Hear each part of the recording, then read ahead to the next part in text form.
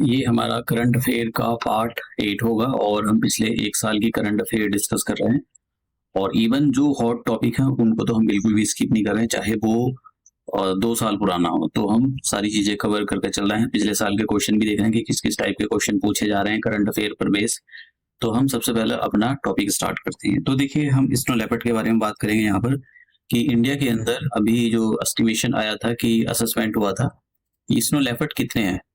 तो उसके अकॉर्डिंग 7 से 18 स्नो लेपर्ड है। देखिए, यहाँ पर मैं स्नो लेपर्ड्स की बात करता हूँ। मैं अलग अलग लेपर्ड्स होते हैं। तो अब ये कहाँ पर रहते हैं? ये केवल स्नो में रहते हैं। जो स्नो होती है, बर्फ होती है, केवल वहां पर ही रहते हैं। तो कहाँ पर मिलेगी ये बर्फ? लद्दाख के अंदर, उत्तराखंड के अंदर, हिमाचल के अंदर, अरुणाचल के अंदर, सिक्किम के अंदर, जम्मू कश्मीर के अंदर। कोई कहने लगे कि उसने स्नो लेपर्ड को उत्तर प्रदेश के अंदर देखा, तो इसका मतलब वो आपको बेवकूफ बना रहा है, वहां पर मिलेगा ही नहीं। अब आपको जो, क्योंकि आप Himachal Pradesh public service commission के लिए जा रहे हो, तैयारी पेपर दोगे, तो आपको Himachal Pradesh public service commission ये पूछ सकता है कि जो स्नो लेपर्ड है वो हिमाचल के अंदर कितने हैं। तो याद रख के जाना कि 51 है टोटल। 718 है। तो सबसे ज्यादा कहाँ मिलेंगे? लद्दाख के अंदर मिलते हैं। तो लद्दाख में सबसे ज्यादा मिलते हैं। फिर कहाँ पर मिलते हैं? उससे कम उत्तराखंड के अंदर मिलेंगे। और फिर उससे कम कहाँ पर मिलेंगे? हिमाचल प्रदेश के अंदर। तो ऐसे क्रोनोलॉजिकली थोड़ा देख के चले जाना, ये काफी इंपॉर्टेंट है। नेक्स्ट जो इस पर तो यूपीएससी ने भी पूछा था। यूपीएससी ने एक बार क्वेश्चन ये पूछा था, ये जो ग्रेट बैरियर रीफ है, ये किस स्टेट, मतलब जो ऑस्ट्रेलिया है, ऑस्ट्रेलिया के किस स्टेट से इसकी बाउंड्री लगती है? तो ये क्वीनलैंड से, जो जैसे हमारे यहाँ पर उत्तर प्रदेश, मध्य प्रदेश, हिमाचल प्रदेश और केरला, ऐसे वहाँ भी जो है स्टेट है। तो वहाँ का एक स्टेट है क्वीनलैंड। तो ये जो ग्रेट बैरियर रीफ है, यहाँ पर है ग्रेट बैरियर रीफ। तो ये जो है इसकी ये बाउंड्री शेयर करता है क्वीनलैंड के साथ में। तो आपको पता होना चाहिए, पूरे वर्ल्ड का सबसे बड़ा ये लार्जेस्ट कोरल रीफ है। ठीक है। इसको अगर अर्थ से देखा जाए तो ये अर्थ से भी दिखाई दे, सॉरी, ऊपर से स्काई से देखें इसको, तो ऊपर से भी दिखाई देता है ये। Next, world wild life day कब सेलिब्रेट किया जाता है? थीम क्या है? इन पर बेसिक क्वेश्चन पूछे ही जा रहे हैं। तो हर साल ये 3 मार्च को सेलिब्रेट किया जाता है। और इस बार की जो थीम थी, connecting people and planet, exploring digital innovation in the wild life conservation. की वाइल्ड लाइफ को अगर आपको कंजर्व करना है तो उसमें डिजिटल इनोवेशन लाओ, जैसे कि एआई लगाओ। ठीक है, एआई को डिप्लॉय करो वाइल्ड लाइफ को कंजर्वेशन के लिए।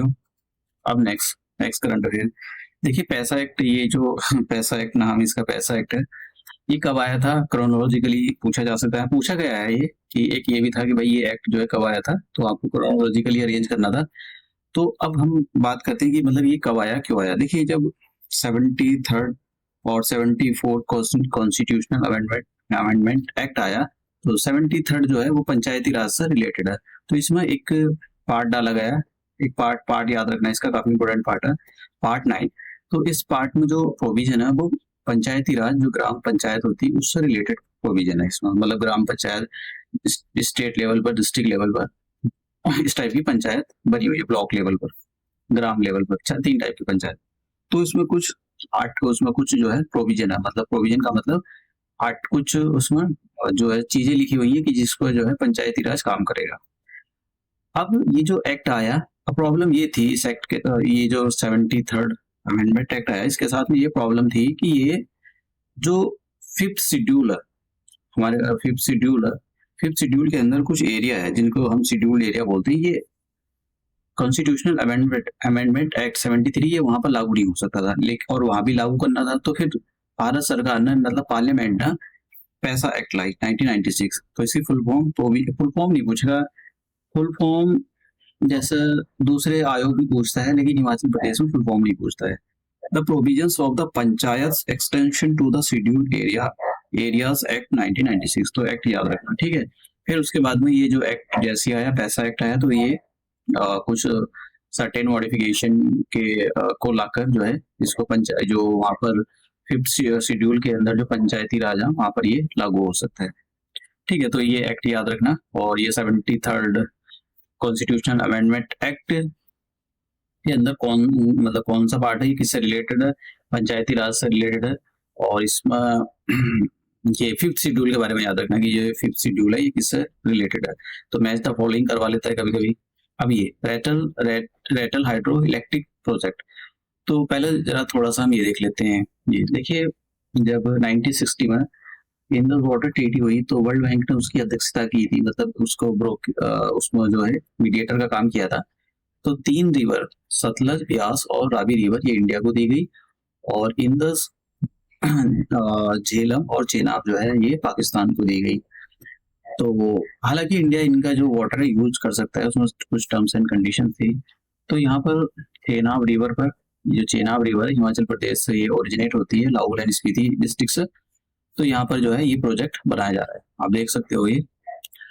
तो काफी मतलब महंगा प्रोजेक्ट है, आप देख रहे हो ना, क्योंकि ऐसा छोटा मोटे तो पता नहीं कितने 5281 करोड़ का ये बनाया जा रहा था, मतलब काफी महंगा प्रोजेक्ट है, करोड़ इन्वेस्टमेंट इतने, तो ये आपको पता होना चाहिए। तो ये तो हमने देख लिया कि इंडस वाटर ट्रीटी हुई थी और इंडिया को कितनी मिली, और इसकी जो मतलब जो मीडिएटर का काम किया था वो वर्ल्ड बैंक ने किया था। तो इंडिया को 3 रिवर मिली और पाकिस्तान को 3 रिवर मिली, लेकिन जो वॉल्यूम है, वाटर का वॉल्यूम इंडस, चेनाब और झेलम रिवर में ज्यादा है। इंडिया इनका कुछ सर्टेन मॉडिफिकेशन के साथ में इनका यूज कर सकता है, इंडस, चेनाब और झेलम का। वो टेक्निकल है, वो हम नहीं जाते उस पर, बस याद रखना। तो इंडिया ना इस पर चेनाब रिवर पर, ये जो चेनाब रिवर है, चेनाब रिवर पर ये जो है हाइड्रो इलेक्ट्रिक प्रोजेक्ट बनाया है। तो ये याद रखना कि भाई ये कहाँ पर बनाया है, क्योंकि क्वेश्चन पूछा जा सकता है। चेनाब के बारे में थोड़ी सी बात कर लेते हैं। चेनाब जो है हिमाचल प्रदेश से ओरिजिनेट होती है और इसकी 2 हेडवर्ड ट्रिब्यूटरीज हैं, इसका नाम चंद्रा और भागा है। तो याद रखना ये हिमाचल प्रदेश की लाहौल एंड स्पीति जो डिस्ट्रिक्ट है, और उस डिस्ट्रिक्ट के अंदर भी लाहौल जो रीजन है वहां से ओरिजिनेट होती है। ठीक है, ये मैप याद रखना, एक बार क्वेश्चन पूछा गया था। नॉर्थ से साउथ की ओर जो है इन रिवर को अरेंज करना था। तो याद रखना आपको, नीचे सबसे पहले ये आएगी Sutlej, then Beas and Ravi, and then ये Chenab, and then Jhelum, and then Indus. तो ये बात याद रखना है। दूसरा, ये लोनाक लेक जो है सिक्किम की सबसे बड़ी ग्लेशियर लेक है ये। तो अभी वहां पर अक्टूबर में, डेट याद रखने की जरूरत नहीं है, अक्टूबर में क्या हुआ था, यहाँ इसमें बाढ़ आ गई थी, क्योंकि क्योंकि ये जो है ग्लेशियर से बनी हुई, तो जब ये लेक में पानी ज्यादा हो जाएगा तो ये बस्ट कर जाएगी। तो इसकी वजह से जो सिक्किम का जो हाईएस्ट डैम था वो इसके साथ डिस्ट्रॉय हो गया था, पानी में बहकर चला गया था। तो ये डैम याद करने की जरूरत नहीं है, बस ये लेक याद रखना बस। अगर पता हो तो ठीक है, इतना इंपॉर्टेंट भी करंट अफेयर नहीं है कि बहुत ज्यादा इंपॉर्टेंट है। नया डेम्स, ये जो डैम सेफ्टी एक्ट कब आया था, ये याद रखना। डेम्स जो डैम सेफ्टी एक्ट है ये 2021 में आया था। ठीक है, तो क्योंकि क्रोनोलॉजिकली जब पूछता है, देखो अंदर के प्रोविजन नहीं पूछ रहा है। अगर आपको कि भाई ये एक्ट क्यों आया था, ये प्रोविजन नहीं पूछ रहा है अंदर क्या लिखा हुआ है उसके, वो पूछता है कि क्रोनोलॉजिकली। ठीक है, आप देखिए, मान लो पंचायती राज एक्सटेंशन एक्ट, पैसा एक्ट दे देगा वो। ठीक है, इधर पैसा एक्ट दे दिया, इधर मान लो जो डैम सेफ्टी एक्ट दे दिया।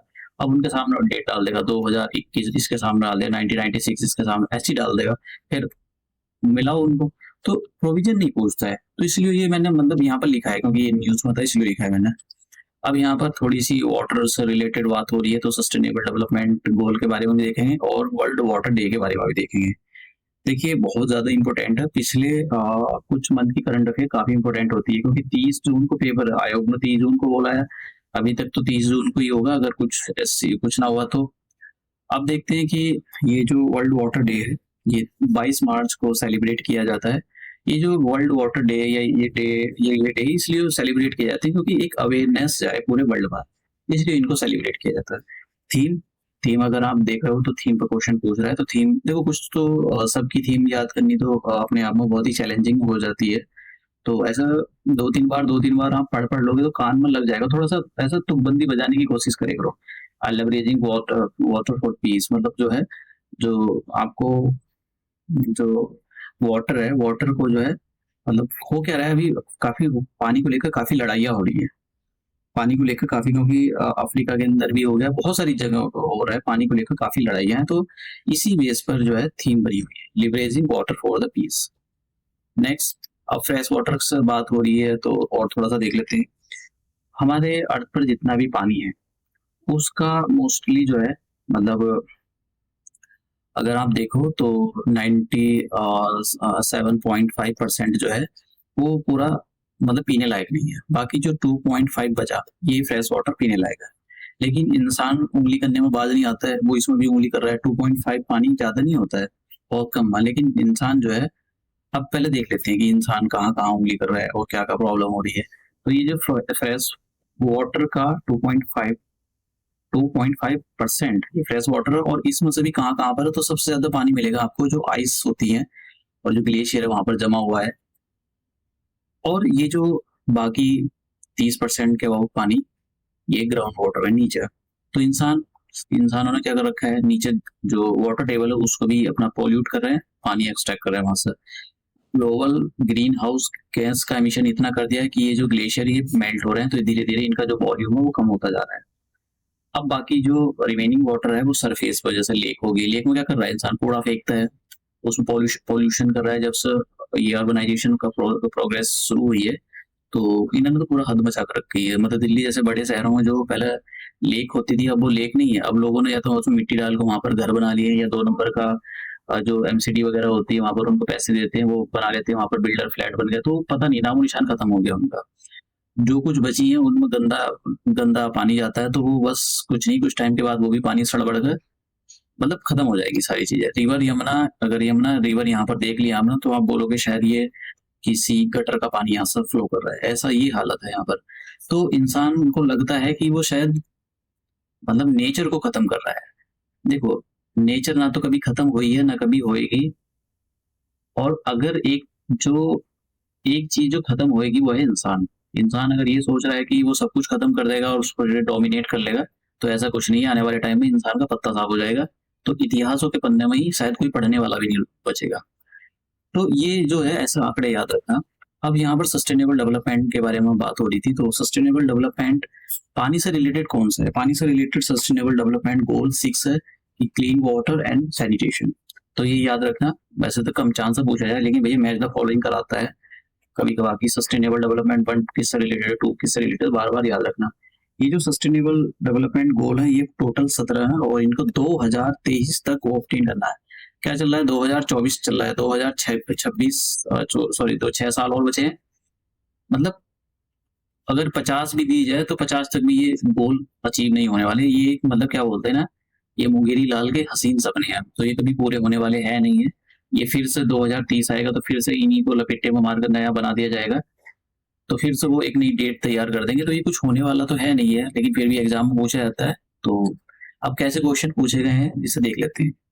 एक तो यही बताना है कि भाई जो सस्टेनेबल डेवलपमेंट गोल है जो 2030 तक इनको अचीव करना है, वो कितने हैं? तो आंसर हो जाएगा डी, 17 गोल है टोटल।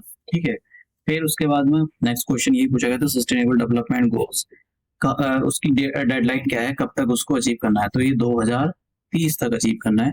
तो हिंदी और इंग्लिश दोनों देख सकते हैं यहाँ पर। मैंने इंग्लिश और हिंदी के अंदर देखिए, मैं क्वेश्चन आपको पिछले साल के इसलिए कराता हूँ क्योंकि आपको ये पता होना चाहिए कि एक्चुअल में आयोग का जो माइंड सेट है वो किस टाइप के क्वेश्चन पूछने में लगा हुआ है।